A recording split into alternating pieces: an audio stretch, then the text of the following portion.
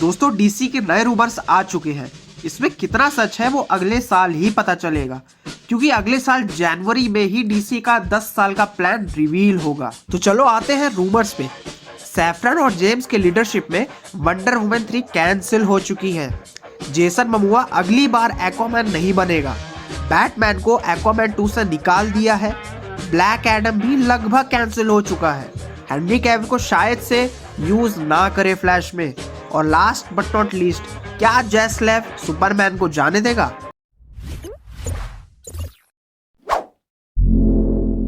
अब गेस करते हैं कि पॉसिबिलिटी कितनी है इन सब को लेकर। जेम्स और सैफरन ने ये डिसाइड किया है कि वंडर वुमन 3 आगे नहीं जाएगी, मींस फुल्ली कैंसिल्ड, क्योंकि उनके नए प्लान्स के साथ फिट नहीं बैठ रही है।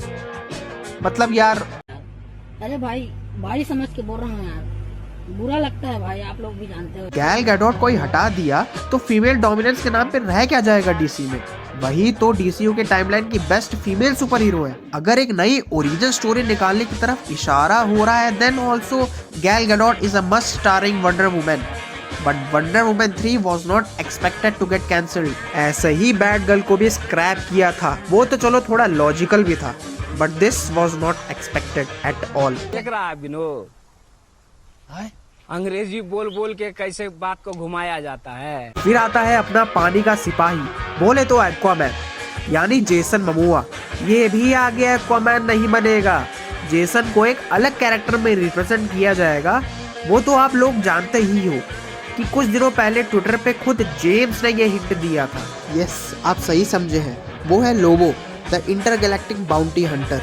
ये कैरेक्टर को एक्चुअली कोई ज्यादा देखा तो नहीं है, बट कॉमिक लवर से छुपा भी नहीं है। एक बात कहनी पड़ेगी जेम्स की, गार्डियंस ऑफ द गैलेक्सी को भी कोई नहीं जानता था, बट अब उसके 3 मूवीज निकाल चुके हैं ये भाई साहब। तो लोगों से भी यही आशा रहेगी कि कुछ ऐसा ही देखने को हमें मिले।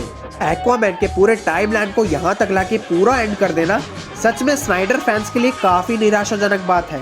और बताया जा रहा है कि बैटमैन का भी कैमियो कट कर चुके हैं मूवी से। खैर ये होते हुए मुझे लग ही रहा था जब एफ्लेक ने एक अपने प्रोडक्शन हाउस के बारे में अनाउंस किया था। बताया ये भी जा रहा है कि विलियम डफो का कैरेक्टर वल्को भी वापस नहीं आएगा। ये थ्योरी बताई जा रही है कि उसको ऑफ स्क्रीन मार दिया जाएगा, या वो ओशन बॉडीज को अबैंडन करके किसी और हैबिटेट में सेटल होने के लिए चला गया होगा। ये तो लॉजिकल भी नहीं लग रहा है यार।